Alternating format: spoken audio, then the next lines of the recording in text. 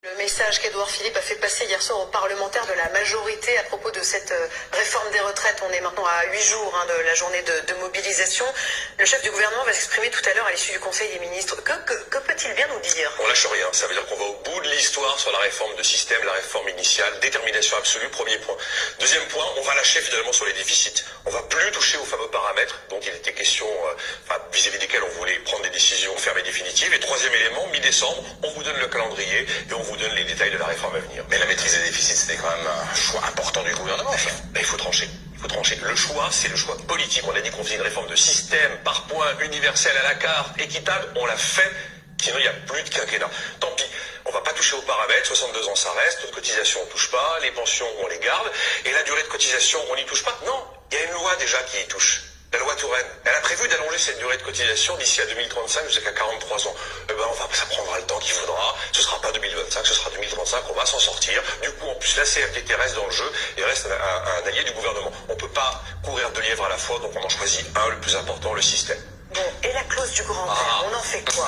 Alors c'était oui, a dit Emmanuel Macron, non, on dit des quantités de ministres. Là, on a Édouard Philippe qui nous dit, écoutez, non à la clause du grand-père, mais on va faire des négos secteur par secteur. Moi j'appelle ça la clause du petit-fils, métier par métier, statut par statut. On verra ce que ça va donner. Dernier truc, la réforme pourrait commencer pour les gens nés en 67 et pas en 63. Merci Nicolas. Bon voilà, je voulais la voir en direct pour pouvoir la partager. Donc on a compris que le choix est fait comme je l'avais dit, tout le monde l'avait compris de toute façon, que la CFDT a aidé le gouvernement à préparer cette décision. Pas de réforme paramétrique, donc pas de budget. Donc effectivement, la CFDT ne va pas aller au bout de son préavis de grève. On va la prendre rapidement ou au dernier moment pour donner un effet de souffle juste avant la grève du 5. Donc ça peut être ou aujourd'hui ou vendredi ou dimanche soir ou voilà, bref. Et donc réforme uniquement systémique, c'est-à-dire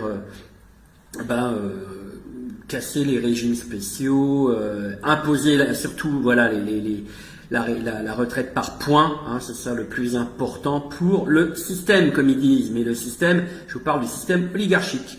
Voilà, allez, je partage ça. Partager, il faut établir une stratégie maintenant face à ça. C'est-à-dire que maintenant qu'on sait ce qu'ils veulent, que la France entière dise on n'en veut pas. Voilà, malgré les sondages qui vont être à mon avis bien améliorés et malgré les images qui vont être bien trafiquées, il faut que la France puisse se voir dans un miroir, quel qu'il soit, où elle se dit, mais bon Dieu, il y a des millions de gens dans la rue, autour des villes ou quelque part. Et pas forcément dans des cortèges où on se fait tirer dessus. Vous voyez?